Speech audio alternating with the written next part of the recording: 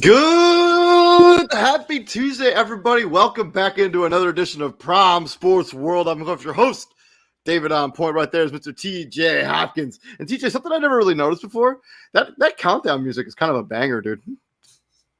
It's really entertaining to listen to. But yeah, we're Pride Sports World. If you're looking for consistent content on Facebook, Twitter, Twitch, YouTube, you've come to the right place. We go live, baby, every single day, bringing you guys the most up-to-date content. Today, we're going to be previewing the Las Vegas Raiders season for 2022. Please like, share, and subscribe to the show. Every single like, every single share, every single subscriber helps us build this brand. So we very much appreciate it.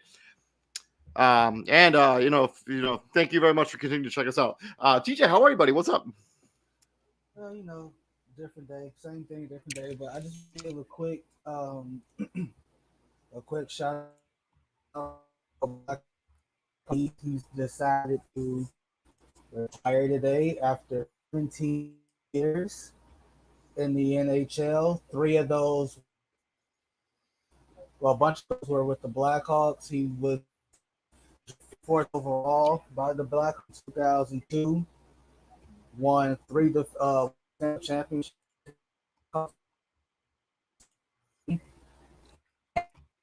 His name, where he was ranked, but you have to be pretty good to get on that list. So shout out to Duncan Keith. Thank you for all you've done in Chicago. Retirement. Yeah, I mean, I think he won 3 Stanley Cups over here. TJ, you were breaking a little bit during that, so you might want to check your connection right quick. But yeah, I heard you say so. Duncan Keith retired. I think it was yesterday, actually. So we'll see. Yeah, congratulations to him. Long, good career in the NHL. We don't cover hockey a lot here, but I know we have some hockey fans that watch Prime Sports World. So good for Duncan Keith. That's awesome. So back to the NFL and talk about the Las Vegas Raiders. Just expectations. Just for what you think the Raiders are going to be for this season before we get into their storylines. No wild card. All right, like you were a wild card team last year. You got to be better than that. I mean, they got into the wild card on the slimmest of margins, maybe ever. And you can make the argument that if a misplaced whistle, cost them the game. Like they were on the wrong end of that misplaced whistle, right? No, they had the ball. A timeout was called, and then they kick a field goal, and then they go to the playoffs. No, I'm talking about in the playoff game against the Bengals. Oh, you know what? I'd have to look back up that. Because it was a bit of controversy on that. I forgot who had. Are you talking about the call where they threw that touchdown when the whistle was called, and then they still allowed that touchdown even afterwards? Yeah. That didn't cost them the game, though. I mean, come on. I mean, that's 7 points.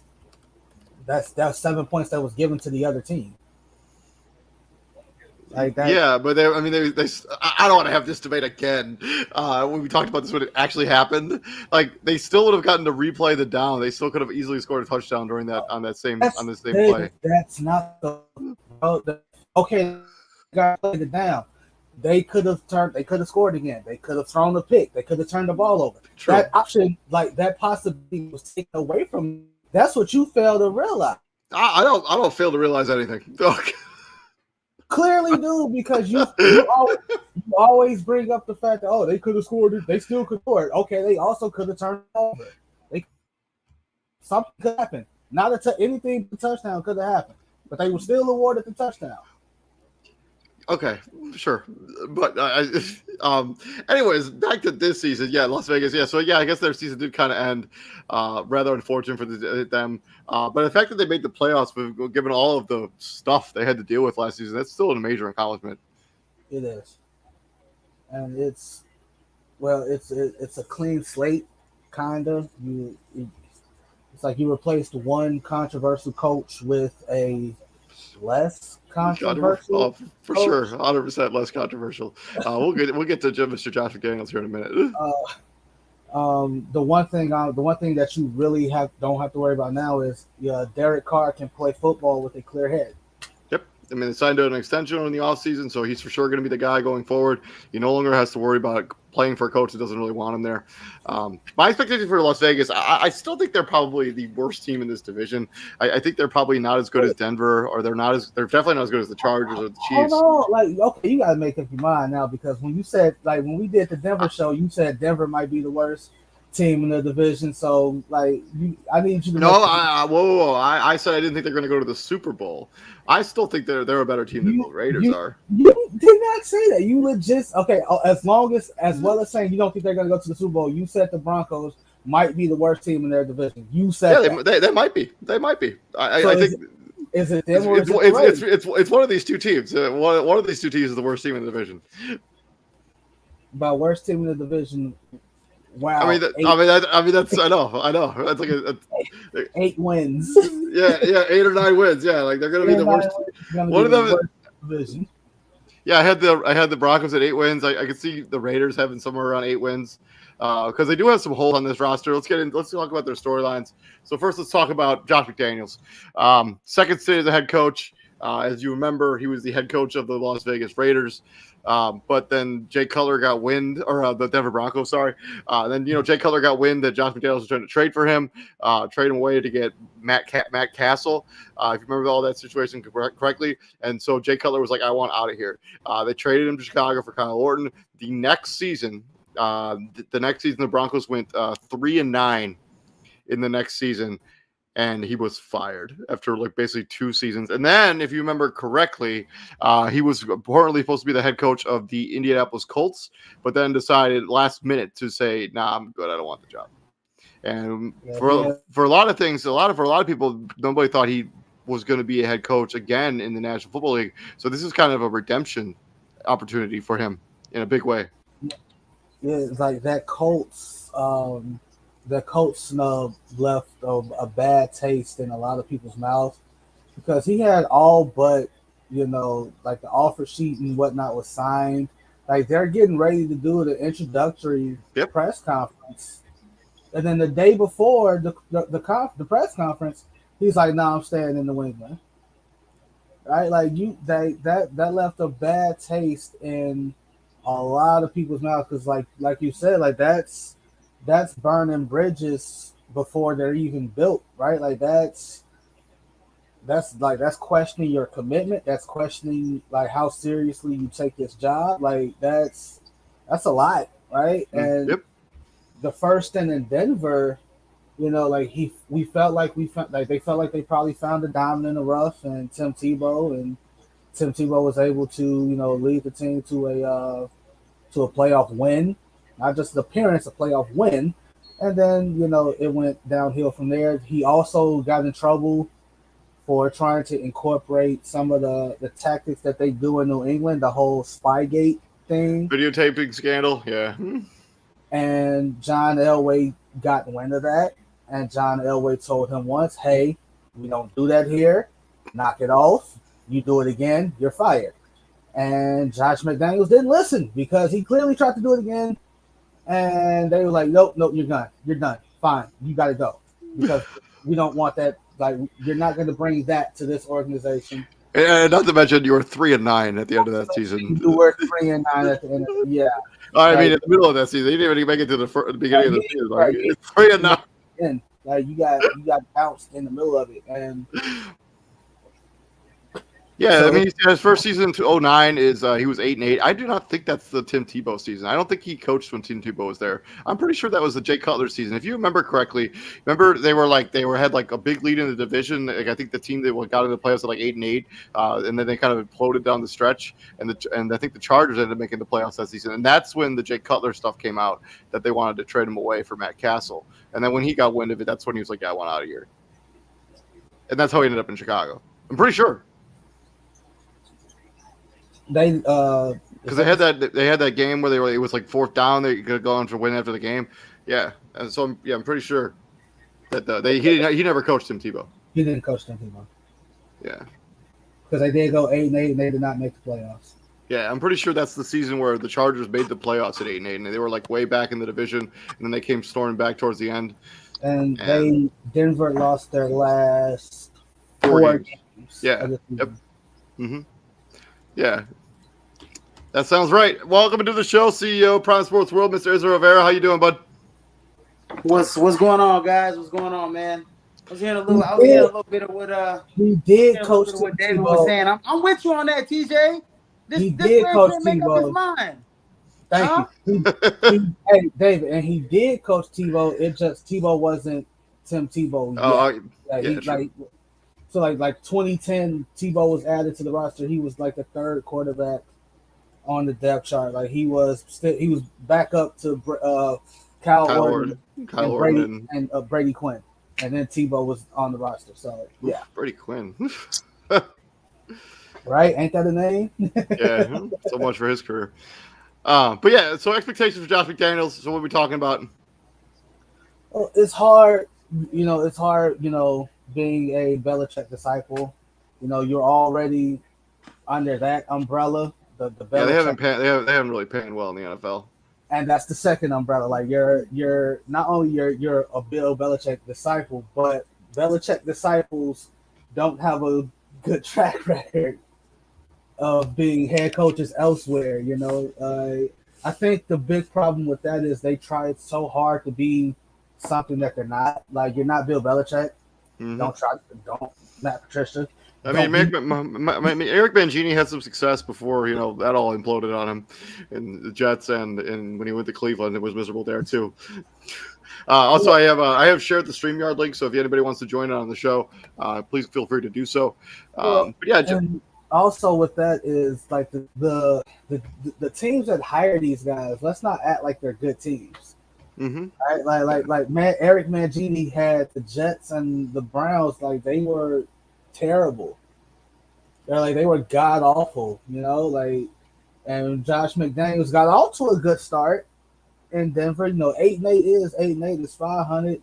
It's a quote unquote winning record. Like you don't like the way it ended. You don't like how you got to 8-8, but it's a building step, that you think is in the right direction, and then the world goes to hell and you'll go 3-9 and you get fired halfway through the season.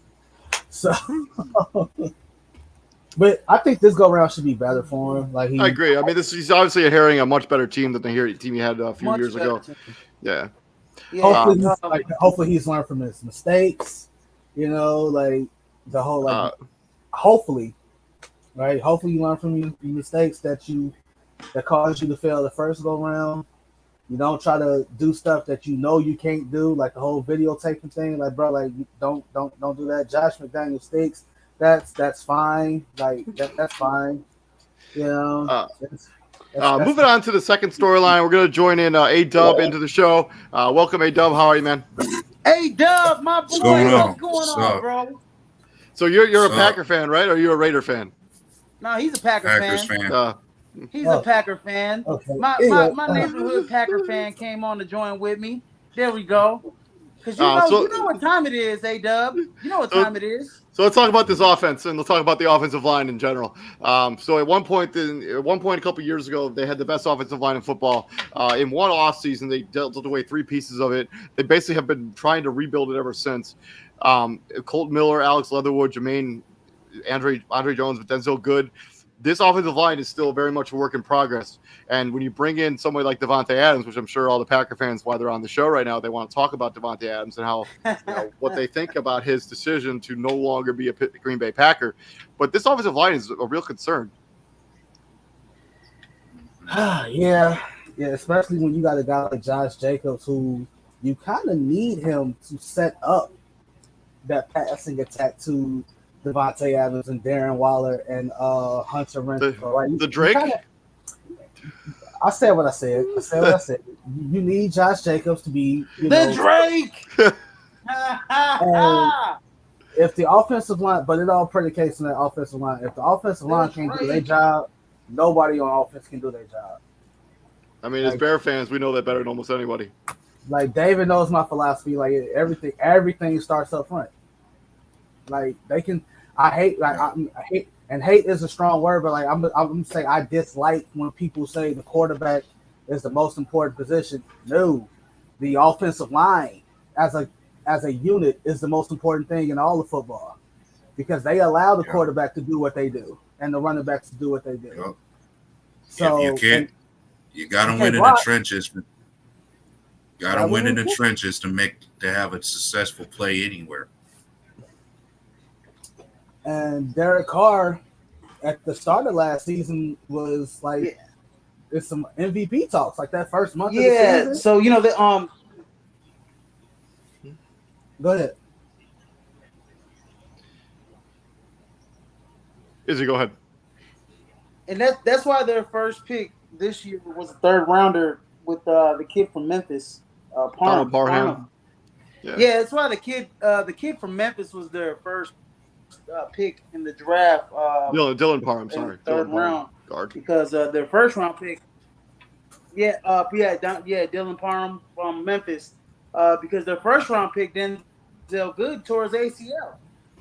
Yeah, Dylan Parham. But their first round pick last year, I believe, towards ACL, Denzel Good. So so you know they don't have a lot of trust. This offensive line is a little finicky in my opinion. So I think finicky might be putting to add depth. Dylan Parham, he might start. You might have a starter at the rookie guard. So it kind of gets worse for the Raiders, right? And when I look at this offense, man, I mean it's gonna be they're the number 11th ranked offense last season. Might be better than what the heck you can come up with. But what I'm trying to say is that on the outside, in terms of their skill positions, you add Devontae Adams, you got Answer Renfro, you got Darren Waller, Demarcus Robinson.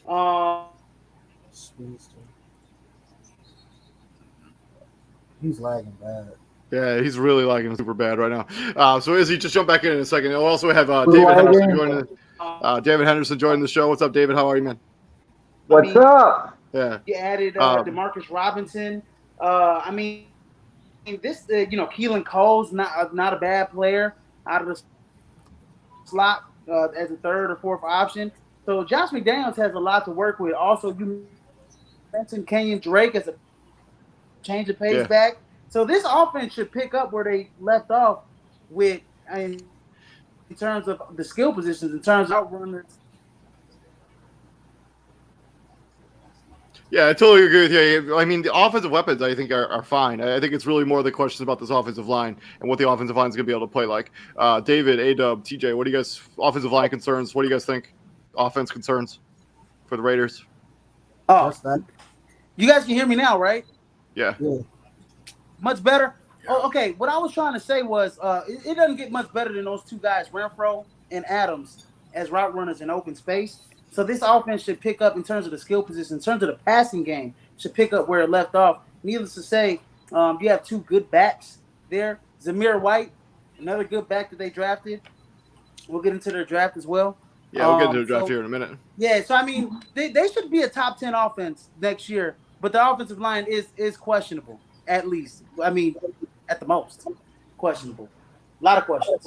And let's not say that Alex Leatherwood is not that great of a right tackle. I think David has a lot of stuff to say about him.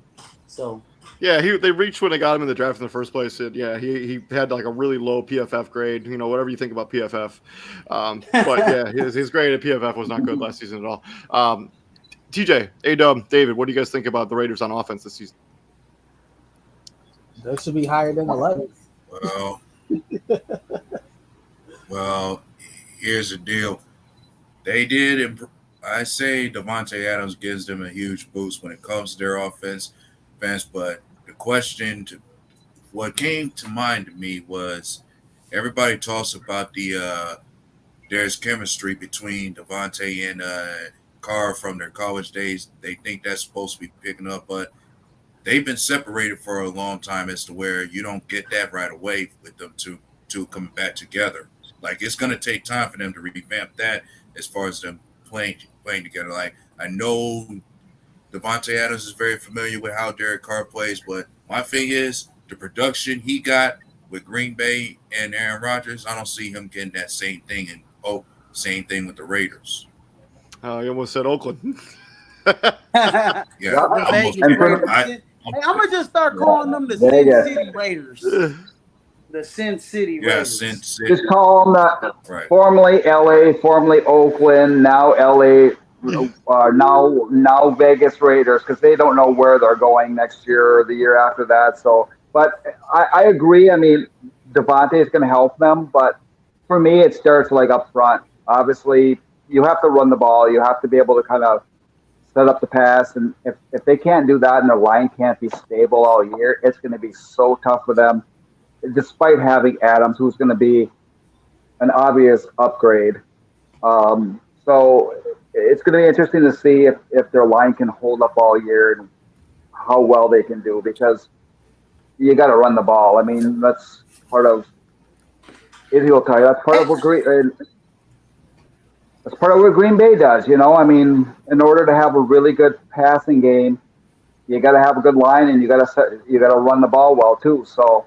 Yeah, I think this team will struggle with balancing concerns when it comes to their offense, because that's really what kind of cost them a couple of games last season. I mean, when they kind of went away from the running game, they caught, Derek Carr was asked to do too much with his arm. They kind of ran into trouble. Let's swing in from offensive side of the ball to the defensive side of the ball. So they gave Max Crosby his extension over the offseason. They signed Chandler Jones, but there is some concern with the secondary on this team. I know they traded for Rocky Sin, clearing out Nick Ngakoue. Trayvon Mullen's a good player, a good young player. Their safeties are actually pretty good. So what do you think about this defense, and what do you think about the secondary? Because I have some concerns with the secondary when it comes to the defense. I think defensively they're going to be able to rush the passer with Crosby and Jones. I like the kid that they got at LSU. He's going to be massive up the middle for them. Bilal Nichols, they got from Chicago, if I'm not mistaken. I think that defense is going to be good up front. You're right. At the corner spots, they're average. They're probably below average. And so, like I said, last, I mean, they're gonna be in some shootouts, So there's gonna be some track meets in this year, and they're gonna have to rely on that pass rush. That pass rush is gonna be their best friend this season, and that's what's gonna help. That's what's gonna help out that secondary a little bit if they can rush the passer into some bad decisions this year. But the AFC West, man, all three teams good quarterbacks. So good luck with that. You got 6 games in which you're going to face some good quarterbacks. So, good luck with that. TJ. It'll be all right. It's not like they got, straight bums out there. Rocky Sin is more than serviceable to be your starting corner. Trayvon Mulrig, solid young safety. Nate Hobbs made a name for him. Nate Hobbs was a 6th-round pick last year and was getting quality reps at the slot corner for them. Nickel Passat, yeah. He played real good last season, actually. He played real good for them last season. And of course you got what's that hard hitting safety, Jonathan Abram. They're gonna be fine. Yeah, I actually think their defense is going to be better than on paper than I think it is in reality. I think Rocky Cine, yeah, you mentioned it. He's a good corner. He's and trading away Unique Ngakoue when you get in Chandler Jones, you don't really need any Nick Ngakoue. So you you take one of your weaknesses and turn it into a strength by adding Rocky Sin. It's a really good manipulation of just a way to make it work. Yeah, good. I think they're going to be okay on defense. Actually, do I think they're going to be elite, like a top 5, top 10 defensive unit? I don't think so, but they'll be 10 through 15 somewhere in there.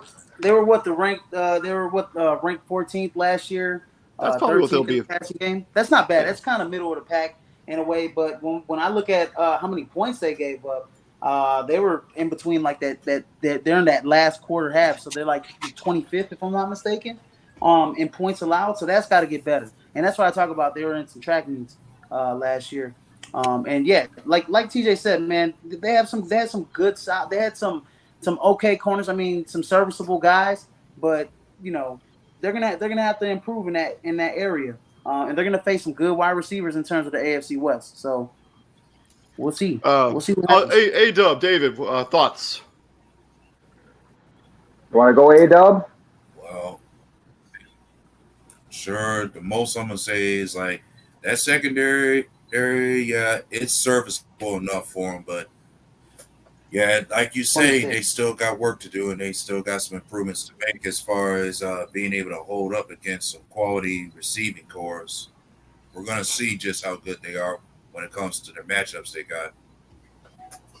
Yeah, especially in that So I division, guess it's unproven. That's what it is. It's unproven, but we'll see. It's just kind of one of those mysteries. It, Are they going to be able to? Are they going to be able to get enough pressure, and is it going to kind of help the secondary? Because usually up front, the better you do up front and getting that pass rush, the better it's going to help that secondary kind of get those. I don't want to say easy picks, but the more sustainable picks. But we'll see. I mean, they're in a tough division, and some really good quarterbacks, some pretty good receivers. I'm not going to say great receivers because there's some receiving changes on in Kansas City. I mean, Mike Um, Williams, Keenan Allen. I mean, they're pretty great. well, yeah, well, but I mean, that's like one team, overall, I'm David. just saying that's one team. I'm saying overall, but we'll see. I mean, When you look at obviously, Denver and Kansas City, I mean, he makes us a little bit of a point. I mean, I like My Jared thing is Judy. I mean, if they're he can take another step forward. yeah. Well, yeah, in my opinion, last year they were 29th in takeaways last season. How much do they improve with that? When you're in the bottom half and takeaways in the league, I mean, that's not a recipe for success, right?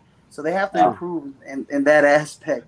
Well, I mean, they're getting to Chandler Jones. If you can generate more pressure on the quarterback, you automatically are going to generate more turnovers. So, And you and, just have and to I hold- like and we'll get to the draft, but I like the pick that they got out of LSU. The guy is a run stopper. He's massive in the middle, and it improves that rushing defense, which was in the bottom half of the league as well. So let's Terms of actually rushing yards allowed. let's swing into the draft right now. So yeah, Dylan Parham, guard out of Memphis, Zamir White, running back out of Georgia, Neil Farrell Jr., defensive tackle out of LSU, as you just referenced him, a massive human being. Matthew Butler, defensive tackle out of Tennessee, Thayer Munford, another offensive lineman out of Ohio State. And then they took Britton Brown, running back out of UCLA. I don't really understand taking two running backs in this draft when you have a running back room that's already filled with like Kenyon Drake, Josh Jacobs. Taking two running backs doesn't make a whole lot of Brandon sense. Brandon Bolden. Yeah, Brandon Bolden's on this roster. I don't think he'll make the team, but Zamir White. Going. I mean, when I look at starting. I already touched on the third round pick. Let me touch on the kid from Georgia. He's a power back that's got some speed. Ran a 4.49 in the combine. Big back. I know he shared time with James Cook back there. 4'9", 6'2", 215, 4'9" in the 40. Yeah, he's a big boy. Yeah, he's a power runner that's got some speed. So he gives you a little bit of oomph, when it comes to that. And then I touched on that kid from LSU, man. He's massive. Back to back, you get two DTs to bolster that. I mean, to bolster that run defense because, like I said, they're in the bottom half of that. They're in the bottom half of the league in terms of defending the run. And the kid from Ohio State, I mean, it's whatever. I mean, that's just adding some depth to the line. I don't know how much of a game changer it'll be, but other than that, Britton Brown, he's gonna be a special teams guy. I didn't like him too much at UCLA, so whatever. I mean the kid from LSU, Farrell Jr., 6'4", 338 pounds. Yeah, that's a big human being. Yeah. He plays. He was able to maintain 2 blocks. He played 221 snaps at nose tackle last season, which is a ton. There's a lot of snaps. Yeah, nose tackle. Yeah. And the other kid they drafted, Matthew Butler, the kid from Tennessee, 6'3", 297. So both of those guys, not small human beings for sure. Mm-mm. And actually, the kid from Tennessee had a higher grade than the kid from LSU.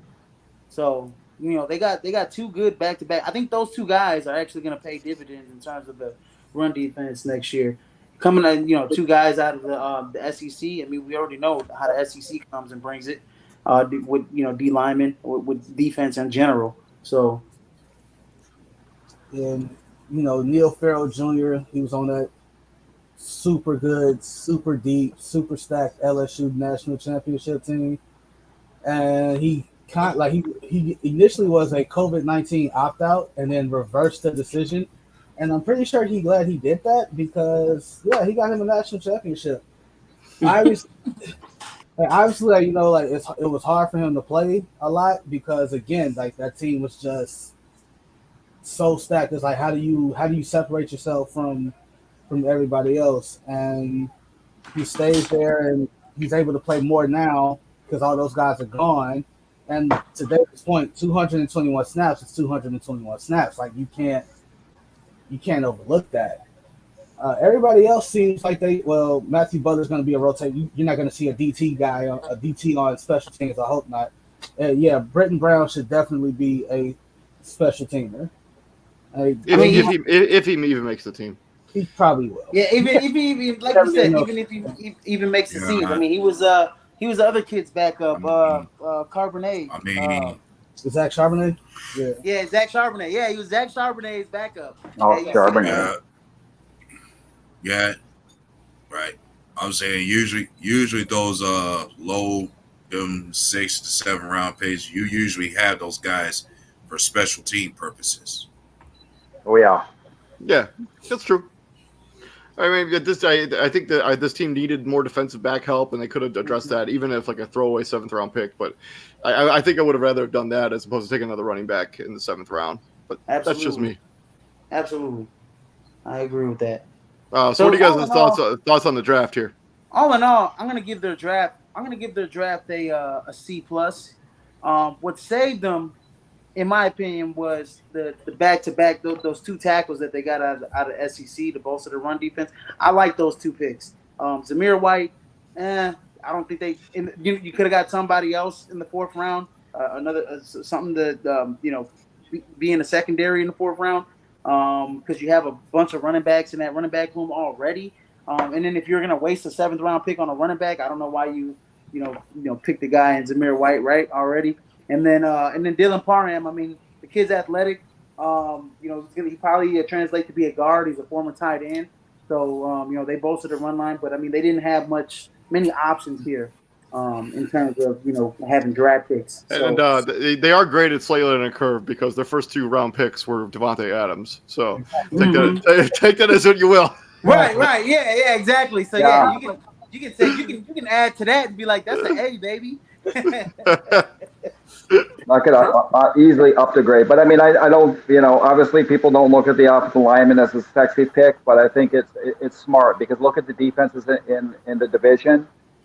You need to protect Carr. I mean, otherwise he's going to get the crap kicked out of him, and it's going to be a long season for him. So, their 3rd round pick may not be a sexy pick, but that and the Ohio State lineman, you could see why. I mean, they might be fill-in guys, but I guess we'll have to see. We'll have to see how well they'll do.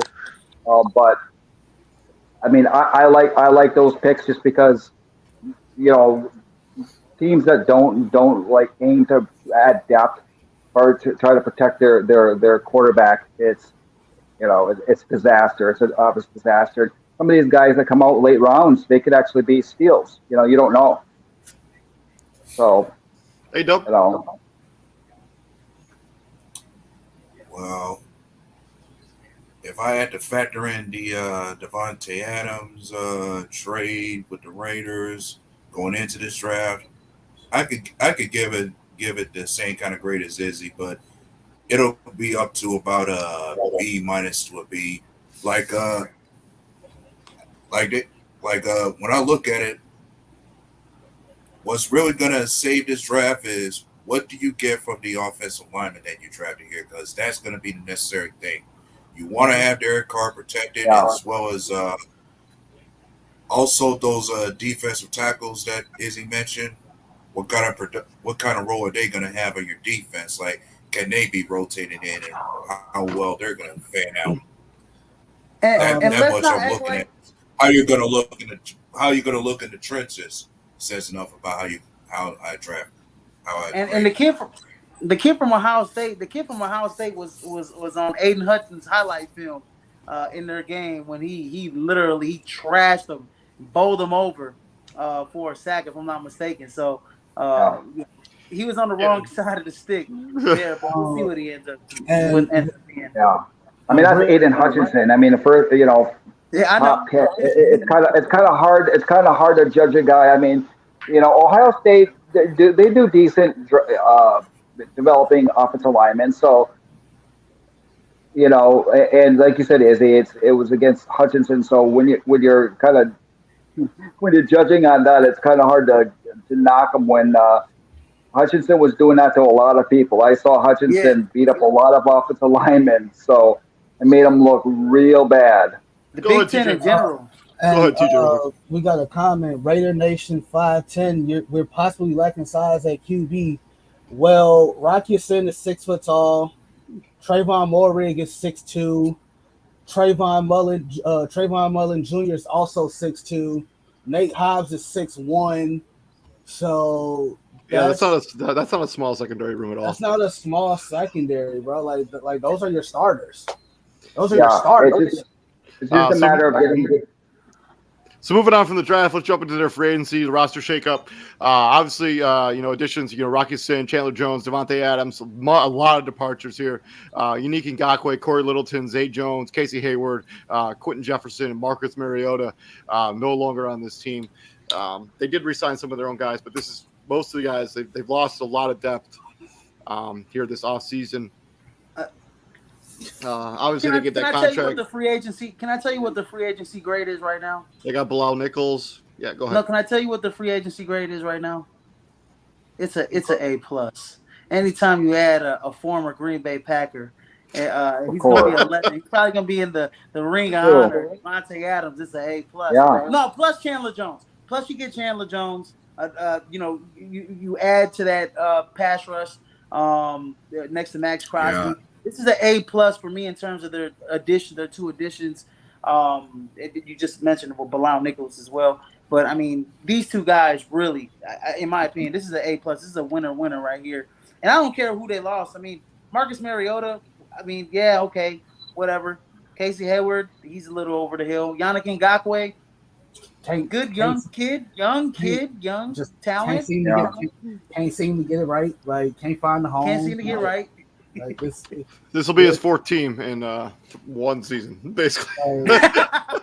He's only what? How old is he? He's only like 23, 24, right? If I'm not mistaken. Yeah, he's still pretty young. I mean, but he got traded to Minnesota, and then he got traded to Baltimore, and then he got signed by the Raiders, and now he's got traded to the Colts, and he started on the Jaguars. So that's a lot of newness. He just likes to travel, I guess. It's not like he's a bad player. He just He kind of started that himself, right? In Jacksonville, wanted to get he was like, I want out of here. Yeah. And then he wanted to get traded out of Minnesota to Baltimore. Well, yeah, but that's Minnesota. Nobody wants to stay in Minnesota.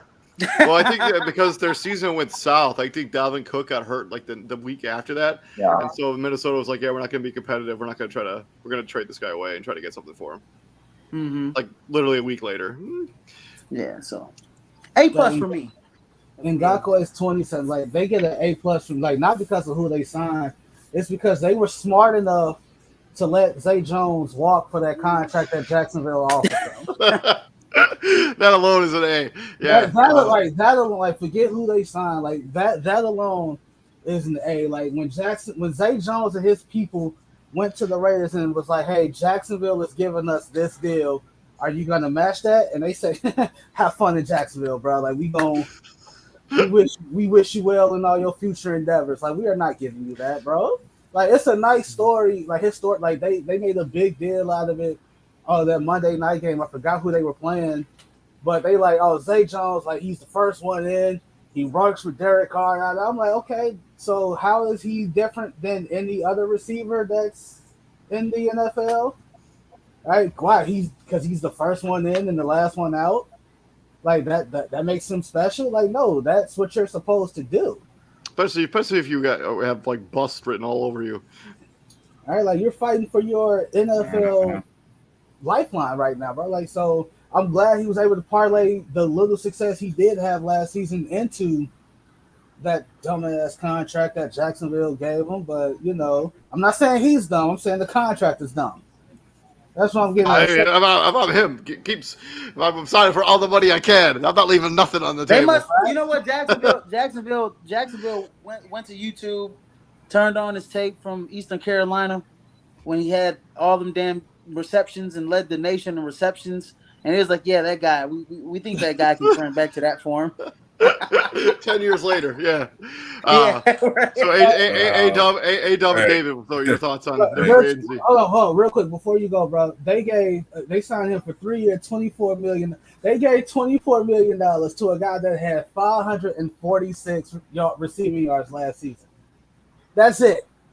That's the contract he got. But all right, go ahead. Floor is yours.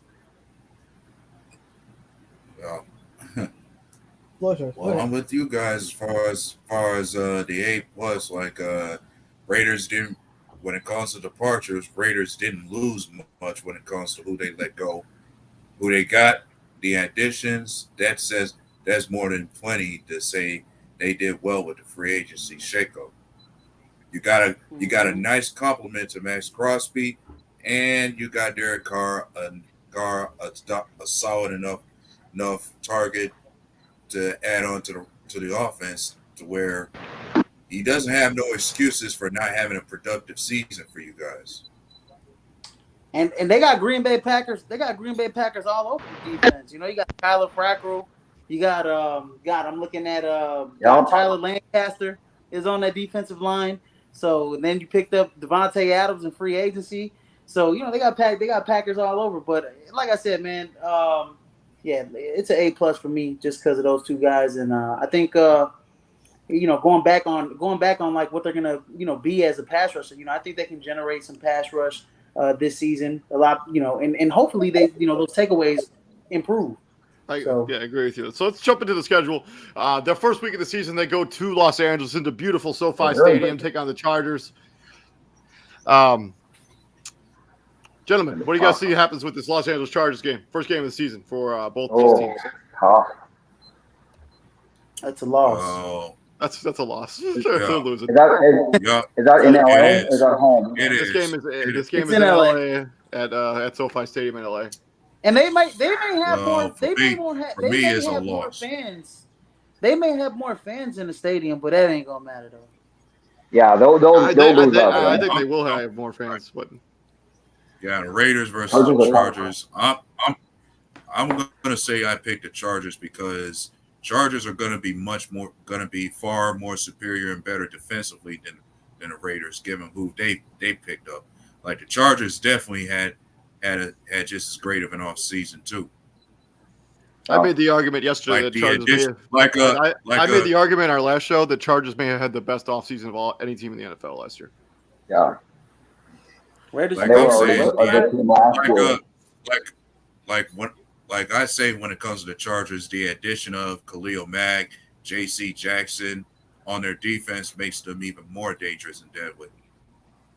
Yep. So how well does the Raiders offense? So how well that Raiders offense match up with their defense is going to be a thing. I could see J.C. Jackson is going to match up with Devontae Adams out there.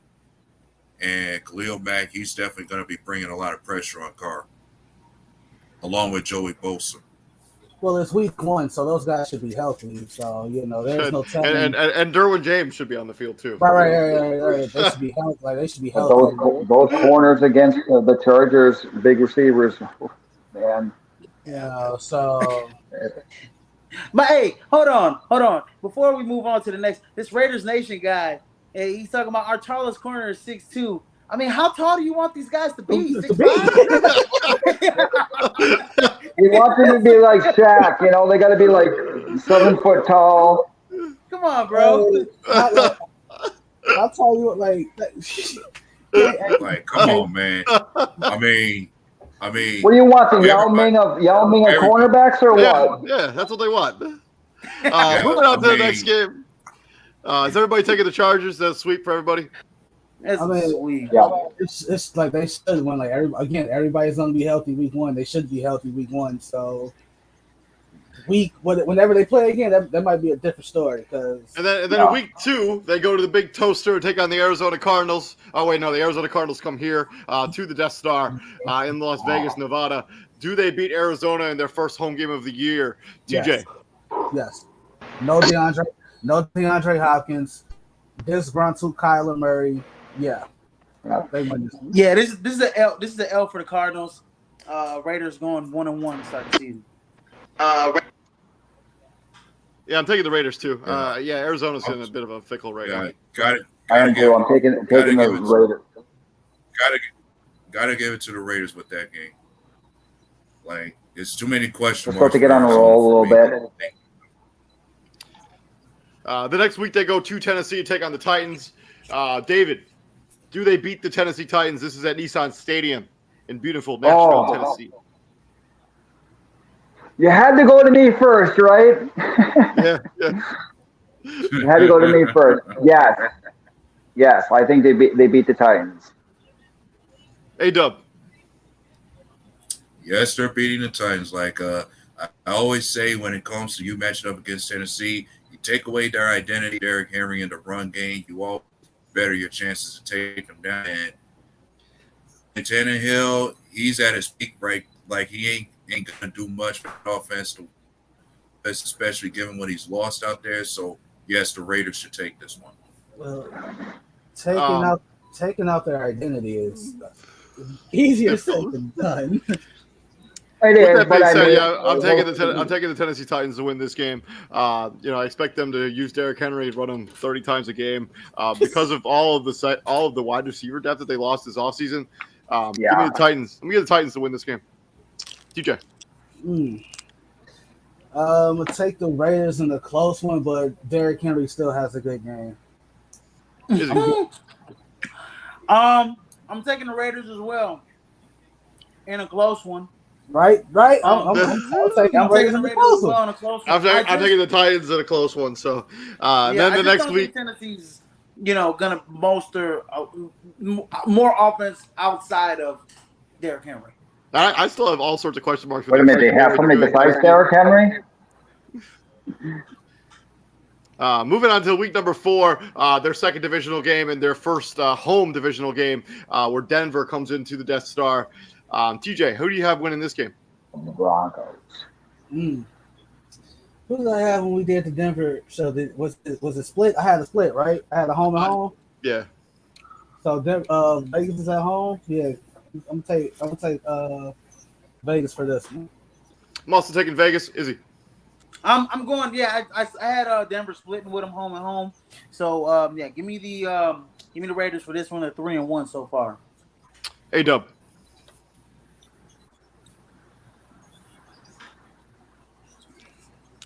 Or David. I got them. Yeah, I'm gonna give the nod to the Raiders. Yeah, I'm giving a nod to the Raiders for this one. Okay, David. Yeah, I agree. I think the Raiders win, but they could easily split because the Broncos are obviously better at quarterback now, so it's gonna make it a little bit more of a competitive game between the two. So yeah, give me the Raiders.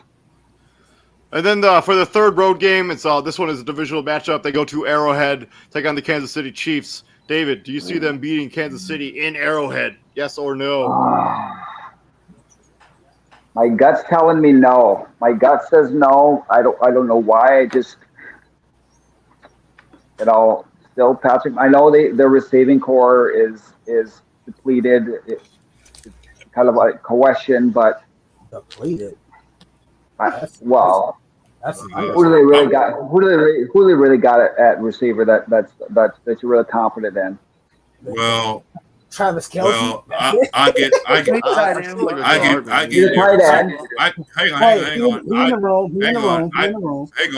Hang on. Sorry, I was going to give you their receiving core. They got one of Green Bay's former receivers, Marquez Valdez-Scantling.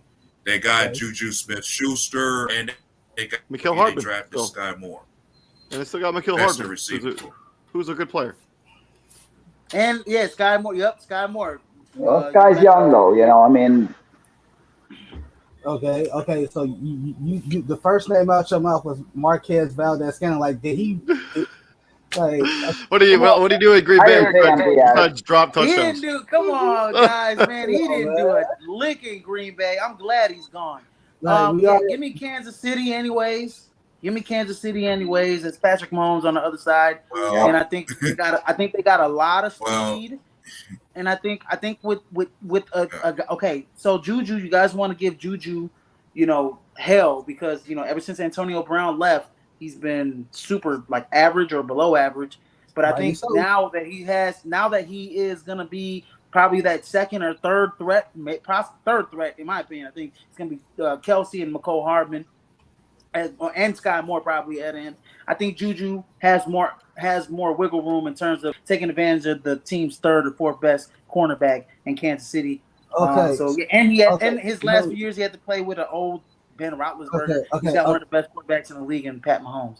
So I think. Okay. Let me stop you right there. All right. So two things. One, I'll give like the latter part, him playing with the old Big Ben. Okay, I'll give you that one. The other part was you are not putting Sky Moore ahead of Juju Smith-Schuster on this depth chart. Yeah, no. I'm gonna say events. Oh wait, hold on. We'll talk about the Chiefs tomorrow when we get to the Chiefs show. Wow. Let's stick with just making picks for this particular game. I'm picking Kansas City to win this game. I like Sky Moore, TJ. I think Sky Moore is gonna be one of the better rookies in this class. I'm taking Kansas City to win this. I got the Raiders at 2-3 going into their bye. Does anybody have the Raiders beating Kansas City in this first game? Wouldn't surprise me if it happened. I'd be pretty surprised. It wouldn't surprise me either, but I'm giving it to Kansas City. 3-2. I say Raiders. It wouldn't surprise me based on the rivalry, but going into I still say Kansas City would. I got them at 2-3 going into the bye week, and then after the bye week, they get a bit of a gimme one where Houston comes into the Death Star. I have them beating Houston pretty easily. Have them go to 3-3. It's a tough one. No, even though my boy Davis Mills is gonna have a good game. So shut up. Hey, the only thing the Raiders gonna come out with a W and some good barbecue. The game is in Las Vegas. Right, is it? Oh God, I didn't see that. Oh well, they ain't gonna come out with no good barbecue. They're just go out and gamble a little bit, Go out and I'm having to beat Houston. Anybody have them losing to Houston? Let's just move on. Then the next week they go to the Superdome, take on the New Orleans Saints. James Winston probably the starting quarterback for the New Orleans Saints. How do you guys have this one checking out against New Orleans, which is an interesting team based on their free agency moves they made? Dub, go ahead, man. I give the edge to New Orleans. I say the Saints are going to be better when it comes to their receiving core against the Raiders' receiving core.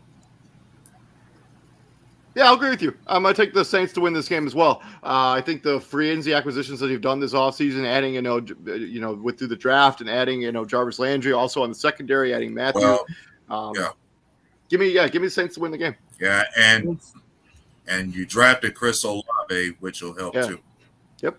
I mean, it still predicates on what the hell is that and what's going on with Michael Thomas and Kamara and the fact that situation is completely being not talked about. Well, you can thank Deshaun Watson for that, and Dan Snyder. Yeah. Oh man, that's tough. TJ. It is. It's tough. It's tough. No. It's tough. I'm sorry. You can think about it because it sounds like you kind of on the fence a little bit. I'm gonna go out and say it. I'm taking the Raiders in the Bayou. Taking the Raiders in the Bayou because of the question marks that New Orleans possess. Again, we don't know what's gonna happen to Kamara.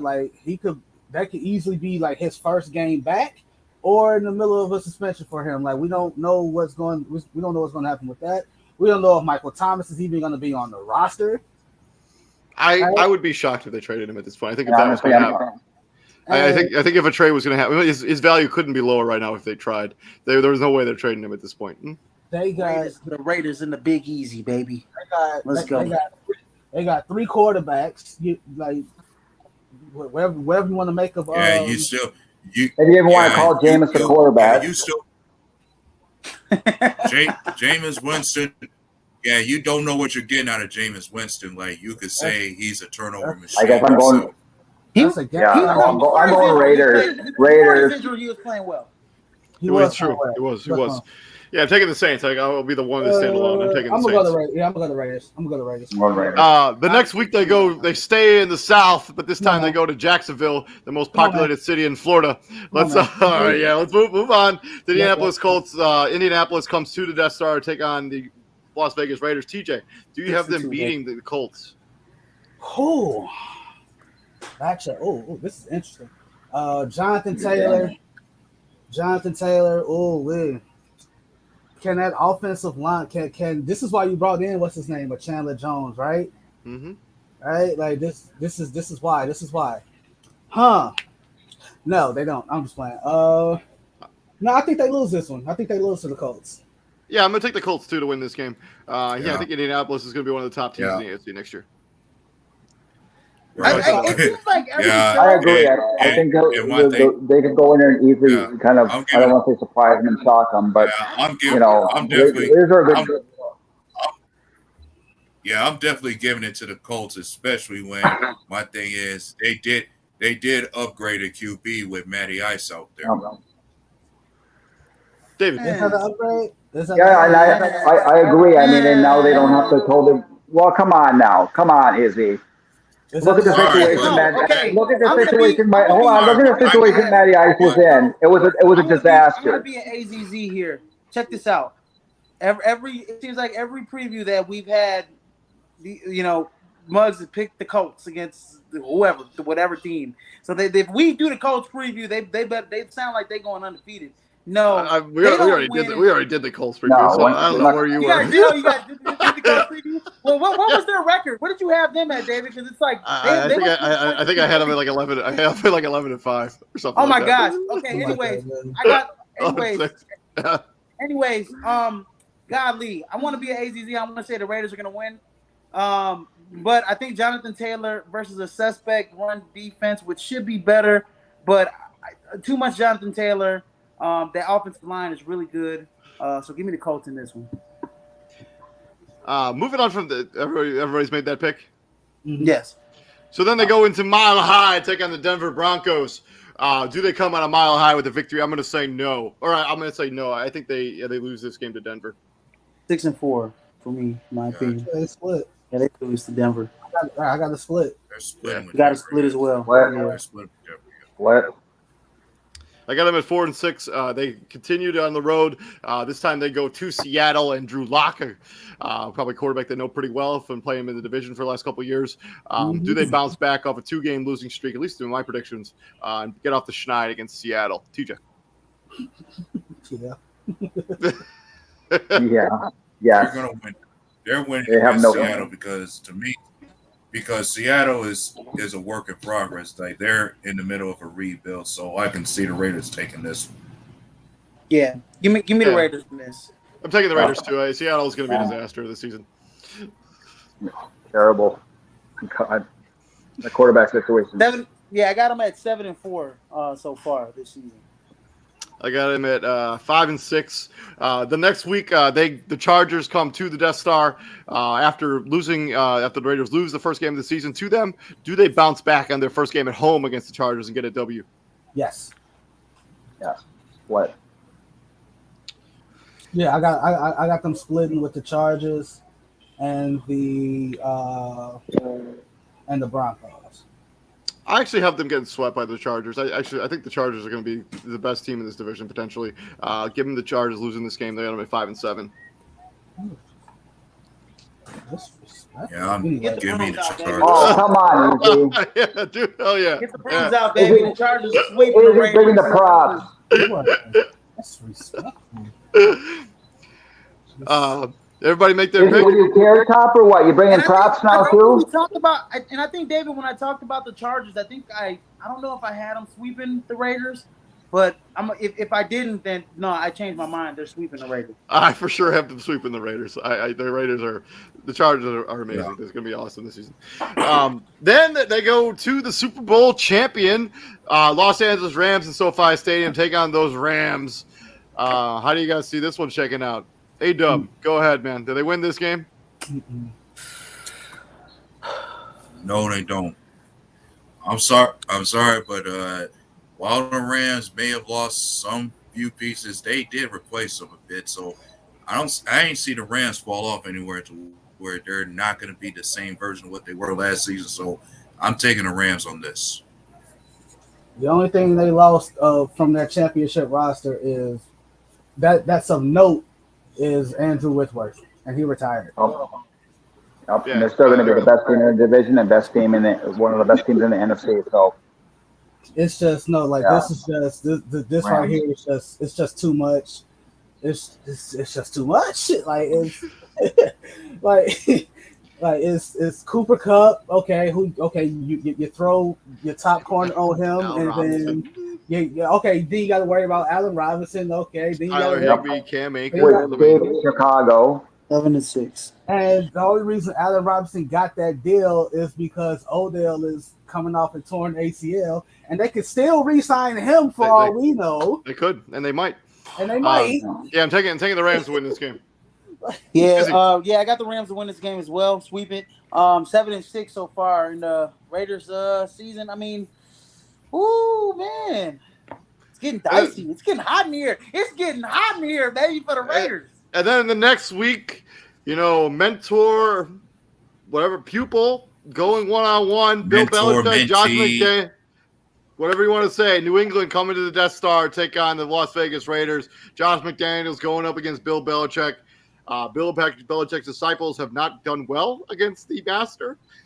Do you see New England beating Las Vegas in Las Vegas? No, I don't. No, I do not see New England beating the Raiders in the Death Star. 8-6 right now. The evil emperor will have his reign again. Yeah, I agree with you guys. I don't. Raiders are winning that game. I got the Raiders to win that game too. I just think on paper they have a more talented team than the Patriots do, especially on offense. And then they go to Pittsburgh, take on into whatever Heinz Field's going to be called now. If you guys heard the news, they're going to rename that stadium for next year. I've seen it. What? Acrisure. Acrisure? What the hell is that? Okay. I don't know. I don't know if it's probably an insurance company. It's probably. I thought they were going to name after some kind of mustard or Mitch Trubisky at the quarterback at the helm this year. And Kenny was still going to be Kenny Pickett. Mason Rudolph still on that roster. But Kenny Pickett's going to be playing this game at the end of the year. If Pittsburgh's not competitive, Kenny Pickett's playing this game. If Mitch Trubisky, I'm saying if Mitch Trubisky doesn't pan out as the starter they want him to be, yeah, you're going to see Kenny Pickett out there. Yeah, and so if Mitch Trubisky is still playing at this time of the year, then Pittsburgh's still in the hunt, for a playoff spot, in my opinion. You believe in them that much.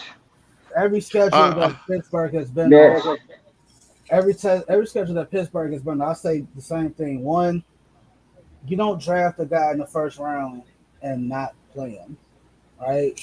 Like that's setting up two people for failure, right? Like that's setting up Mitch for failure because you signed him, and then did you sign him knowing you were going to draft a quarterback anyway, and just did it?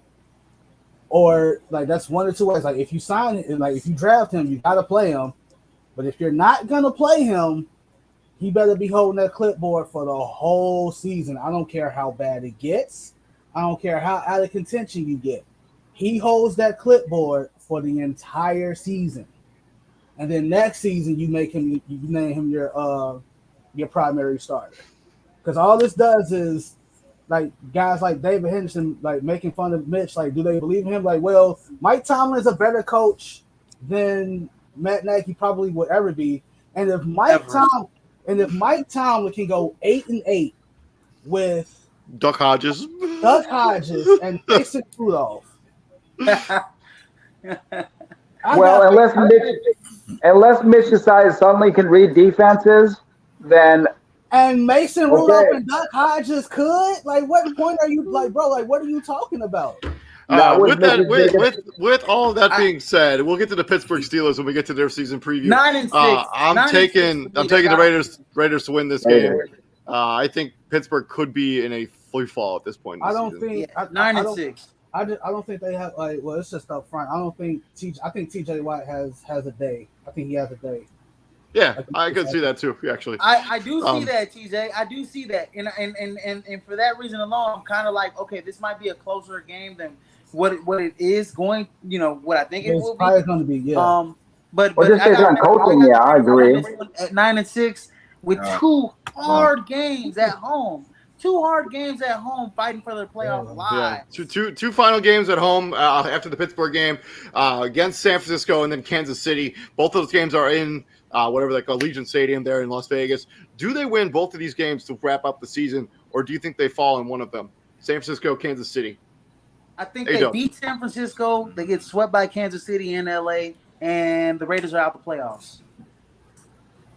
But I will say this: if Kansas City is, has a lead in the AFC West, which I don't think is going to be, because the Chargers are going to be really good. If Kansas City is still, fighting for a seed, yeah, the Raiders lose that game. So 10-6 is not 10-7 is not going to get you in the playoffs. I agree with you on that. I think the Raiders beat San Francisco because I just don't really know what San Francisco is going to look like next season yet because we haven't really had any clarity in that front. Right. We'll get to them. And we don't know who's going to be healthy. Like, let's not act like they're not prone. Yeah. It's not like one injury for the 49ers. Yeah, I mean, both Kittle. I mean, Deebo Samuel hasn't been the pinnacle of health. Right. I will take them to beat San Francisco, and then I will have them lose to Kansas City. Go ahead, Doug. Go ahead, Dave. Yeah. And I was going to say another thing to be considered about San Fran is what exactly do you expect to get from Trey Lance being a full-time starter as their QB now? We don't know if he's going to be a full-time starter. We don't know yet if he's going to be a full-time starter. That's the thing. I'm telling y'all right now, it's looking like Trey Lance is going to be the day one starter. Like they're going to the way Jimmy Garoppolo may be waived, or I don't know. It's 70-30 at this point. Yeah, I think Garoppolo. And San Francisco has other problems to deal with, including the Deebo Samuel situation as well. So I think San Francisco is going to be a little bit of. They may regress a little bit from what they did last season. Raiders beat them, and then they fall to Kansas City. They get swept by the Chiefs this season, and fall to 8-9, and for sure don't make the playoffs in the AFC. 8-9 won't make the playoffs in the NFC. I'm gonna have AFC, you mean? Yeah, but yeah. Oh, good pass. I'm gonna have them split with the whole AFC West. It's gonna be a home and home all the way around. I think because we don't the question marks with San Francisco. I have them beating San Francisco, and it's not a slight to San Francisco. We just don't know what to expect, right? Like that's only fair. Like Trey Lance played in 3 games last season, and the one game parts of 3 games. It wasn't even like parts of 3 games, and like he had one full start, and you have to take that start with a grain of salt because that was against Houston. Right? And he still threw like 2 picks in that game. He didn't exactly play particularly well. Like not something you want to see out of a guy was like a top 5 pick. Let me say this right now. I hope Devontae Adams is watching this podcast and is looking at me. 10-7 don't make the playoffs, my boy. 10-7 don't make the playoffs, my boy, in the AFC West. And the Denver Broncos going to finish ahead of the Oakland Raiders, and the Las Vegas Raiders. And you know what he's going to be doing in the offseason?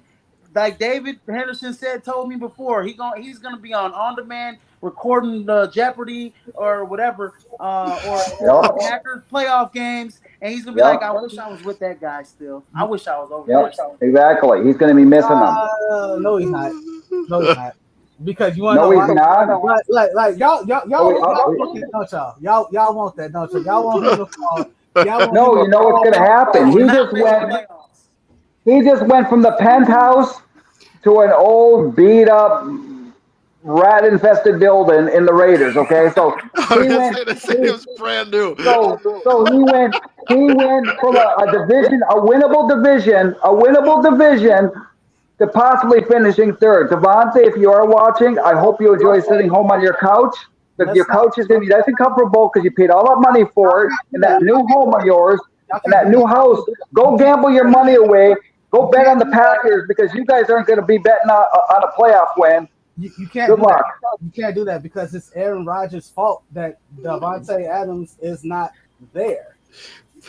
Right? Oh, it is? Well, last time I checked, he said he wanted to. No. He said he wanted to play with his old college teammate. That had nothing to do with him. That had to do with Davante Adams wanting that and wanting more money. Okay. Okay, and he couldn't get his money. The Packers offered him more money. He didn't want to play. Packers offered him that money. He didn't want it. And but before that, okay, when he turned him down, guess Before that. Before that, he turned them down. All right, before we get out of here, A-Dub, did you make your picks for the last two games of the season? Who do you got? What do you got the Raiders doing at the end of the season here? They will win against San Fran, and I could see them dropping that last game against the City. Yeah, so all your Packer fans who want to get your frustration out of Davante Adams, now would be the time to do that before we wrap up the show. If you guys have any messages. Y'all just hope. Y'all just better hope that whoever Aaron Rodgers throwing the ball to now can actually catch the ball. That's what. We don't have to worry about that. See, we developed Davante Adams. We'll develop another quarterback or another wide receiver. We'll develop another wide receiver. He hasn't to develop anybody. He hasn't. Right. Thank you. Okay, so hold on a minute. You name a wide receiver that was played with Aaron Rodgers that had moved on, that had a better career, and his new place than he did in Green Bay. Did Greg Jennings do well when he moved on? How did he do in Minnesota? How did Greg Jennings do in Minnesota? You tell me. Go look up his stats and tell me how he did without Aaron Rodgers when you thought he was better. Outside of Davante Adams, at least in the current iteration of the Green Bay Packers, you haven't really developed any really all that good wide receivers. I mean, James Jones, Randall Cobb. Yeah, those guys. Yeah, James Jones, Randall Cobb. Like in the last era. Or even Jordy Nelson. Aaron Rodgers Davante Adams. Aaron Rodgers takes second-round picks and turns them into superstars, okay? Hey, Exactly. The next superstar, Davante Adams, my boy Watson from North Dakota State. Just watch it and take notes, buddy. Ain't played a snap in the NFL yet, bro. God, remember Donald Driver was a nobody, a 7th-round pick, and remember what happened to him. Remember, he's number one on our list in all-time receivers. You Bear fans wouldn't understand. Bear fans wouldn't understand what the receivers are. All right. Played a while with Brett Favre too. Like, let's not all Rodgers. Hey, let's not act like Donald Driver just all of a sudden was this top receiver that was recruited. And this top receiver that was like highly looked at in the draft, and everybody knew who the hell he was. Alcorn State. You tell me, how many wide receivers came out of Alcorn State that made it to the NFL? Go pick one besides Donald Driver. You go pick one. But yeah, I think we're getting to our Packers season preview sometime. So you guys can join it. We can bicker more about the Green Bay Packers. As Bart Scott likes to say, can't wait. Can't wait. But this has been Prime Sports World. Thank you very much for joining us. This has been our Las Vegas Raiders season preview. Please like, share, and subscribe to the podcast. I've been David Huffman right there, CEO of Prime Sports World, Israel Rivera, TJ Hopkins, and two Packer fans, A-Dub and Mr. David Henderson. Thank you very much for joining us, gentlemen. We'll be back here same time, same place tomorrow doing the Kansas City Chiefs show. Watch, everybody. Good podcast. Watch. You all have a good rest of your day. Peace out, guys. Peace out. Peace out. Bring the heat, baby. Yeah, well, man. Bring that heat. We'll see you guys tomorrow. Go! See you today.